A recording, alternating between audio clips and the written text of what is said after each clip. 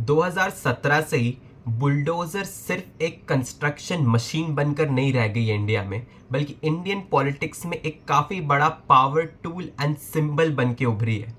इन सब की शुरुआत यूपी के चीफ मिनिस्टर योगी आदित्यनाथ ने की, जब उन्होंने बुलडोज़र को जस्टिस के लिए इस्तेमाल करना शुरू किया और उसे बुलडोज़र जस्टिस कहने लगे। अगर किसी इंसान के अगेंस्ट क्रिमिनल चार्जेस लगते हैं तो उसके घर को बुलडोज कर दिया जाता है, और फेमसली योगी आदित्यनाथ को इसी वजह से बुलडोजर बाबा के नाम से भी जाना जाता है। ये स्पेसिफिकली कुछ माइनॉरिटीज और कुछ स्पेसिफिक कम्युनिटीज को टारगेट करने के लिए ज़्यादा किया जाता आ रहा है। अब पिछले 2 सालों में ही 1.5 लाख से ज़्यादा घरों को बुलडोज किया गया है, और वहीं 7.25 लाख से ज़्यादा लोग बेघर और बेसहारा हो गए हैं। अब HLRN की रिपोर्ट की माने तो सबसे ज़्यादा जो कम्युनिटी इफेक्ट हुई है इस बुलडोज़र राज के चलते, वो मुस्लिम कम्युनिटी है, जो 44% अकाउंट करती है टोटल बुलडोजिंग इवेंट्स के या इंसिडेंट्स के। इसके अलावा मार्जिनलाइज कम्युनिटीज़ जिनको टारगेट किया गया है उसमें SC, ST, OBC, उसके अलावा आदिवासी और ट्राइबल कम्युनिटीज़ को भी टारगेट किया गया है। अब इसी बुलडोजर जस्टिस को लेकर सुप्रीम कोर्ट ने पहले भी यूपी गवर्नमेंट को वार्निंग इशू की थी। यूपी के अलावा भी कई सारे स्टेट्स में ऐसा बुलडोजर इंसिडेंट्स देखने को मिले हैं, जैसे कि मध्य प्रदेश और राजस्थान। सुप्रीम कोर्ट के वार्निंग इशू करने के बावजूद यूपी गवर्नमेंट अपने बुलडोजर कांडों पर अड़ी रही, अपने बुलडोजर जस्टिस को जारी रखा, और उसी की वजह से अब सुप्रीम कोर्ट ने काफ़ी कड़ा स्टैंड लिया इस पूरे बुलडोजर इंसिडेंट्स पर। सबसे पहले हम ये समझते कि कोर्ट ने अपने लेटेस्ट प्रोसीडिंग्स में क्या कहा है, और सिर्फ एक पर्टिकुलर कम्युनिटी को ही टारगेट नहीं किया जा रहा है, बल्कि सारी मार्जिनाइज ग्रुप्स जो हैं वो सभी इस बुलडोजर कांड से परेशान है कि सरकार जब मन चाहे उनके घरों को बुलडोज कर देगी बिना कोई वैलिड रीजन के, और वो भी इल्लीगली। इसके अलावा जस्टिस विश्वनाथन ने यह साफ कर दिया है कि अब एक गाइडलाइन की जरूरत है सरकार को कि किस बेसिस पे और किस तरीके से डिमोलिशंस कंडक्ट करवाए जाएंगे, और पूरे प्रोसीजर्स की अब सुप्रीम कोर्ट सजेशंस की वेट कर रहा है, एंड उसके बाद सितंबर 17 को आगे की प्रोसीडिंग्स की जाएगी। इसके अलावा सुप्रीम कोर्ट ने साफ तौर से ये कह दिया है कि आप घरों को डिमोलिश नहीं कर सकते, भले ही वो क्रिमिनल जो है वो सिर्फ अक्यूज्ड है या कन्विक्टेड है, उससे फर्क नहीं पड़ता।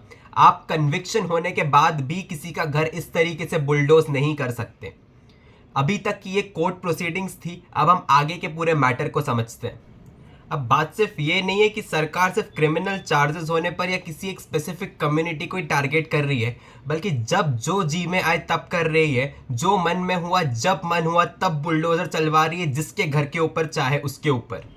19 जून की बात ले ले तो लखनऊ के अकबर नगर में एक काफ़ी मैसिव ड्राइव किया गया, बुलडोजिंग ड्राइव, जहां पर 1800 से ज़्यादा इमारतों को डिमोलिश किया गया, इंक्लूडिंग रेसिडेंशियल एंड कमर्शियल।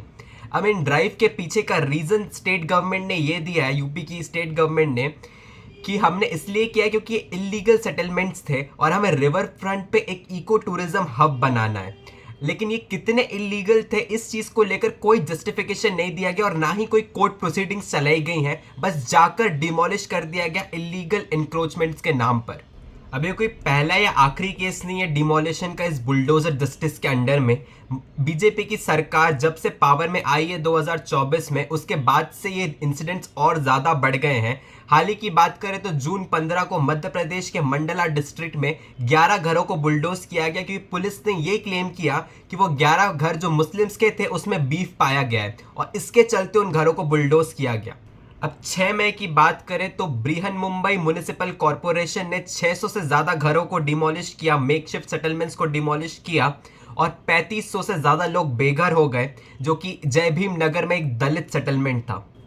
अब HLRN की 2024 के एस्टिमेट को माने तो 1.5 लाख से ज़्यादा डिमोलिशन ड्राइव्स कंडक्ट करवाई गई हैं, 1.5 लाख से ज़्यादा डिमोलिशंस किए गए हैं, दोनों ही सेंटर और स्टेट लेवल को मिलाकर, जिसकी वजह से 7.25 लाख से ज़्यादा लोग बेघर और बेसहारा हो चुके हैं।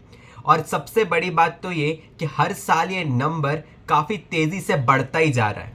अब सरकार ने जो पिछले कुछ सालों से रीज़न दिया है इन डिमोलिशंस को कंडक्ट करवाने के लिए, उसमें से 50% का रीज़न जो है वो सिटी ब्यूटिफिकेशन या फिर डेवलपमेंट या लैंड क्लियरेंस रहा है। अब कमाल की बात यह है कि जहां पर ये रीजंस एप्लीकेबल नहीं होते, सरकार ने वहां प्रीटेक्स्ट ऑफ सैनिटाइजेशन यूज किया है, जिसका मतलब कि शहर को साफ किया जा रहा है लोगों को हटाकर, ताकि इन बस्ती को हटाया जाए और शहर को अच्छा और साफ और स्वच्छ बनाया जा सके, क्योंकि ये जो सेटलमेंट्स है वो शहर को गंदा कर रही हैं। इसके अलावा जो क्रिमिनल चार्जेस वाला बुलडोजर जस्टिस है वो तो काफ़ी फेमस ही है, जिससे स्पेसिफिकली एक कम्युनिटी को टारगेट किया जा रहा है और उनको दबाने की कोशिश की जा रही है। अब उदाहरण के तौर पे एक दो इंसिडेंट्स ले लेते हैं जिसकी वजह से ये पूरा बुलडोजर जस्टिस इतना फेमस है। अप्रैल 20 2022 का एक इंसिडेंट है। हनुमान जयंती के प्रोसेशन के वक्त दो कम्युनिटीज के बीच में क्लैश हुआ, जिसके बाद नॉर्थ दिल्ली म्युनिसिपल कॉरपोरेशन ने जाकर मुस्लिम कम्युनिटी के कुछ घरों को और दुकानों को, लगभग 25 दुकानों को डिमोलिश किया। रीजन ये दिया कि रिमूविंग ऑफ एनक्रोचमेंट्स। ऐसा ही एक और इंसिडेंट अप्रैल 2022 में खरगोन में देखने को मिला था, मध्य प्रदेश के।